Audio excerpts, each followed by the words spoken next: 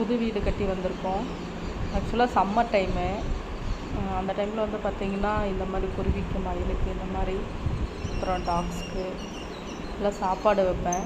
அதான் சாப்பிட வந்திருக்காங்க. ஆக்சுவலாக மயில் வந்து என்னை ஆளை பார்த்தோன்னே ஓடிடும். இங்கே இருக்காங்கள்ல குருவிங்க, இவங்க வந்து என் பக்கத்தில் தான் நின்றுட்டுருக்காங்க.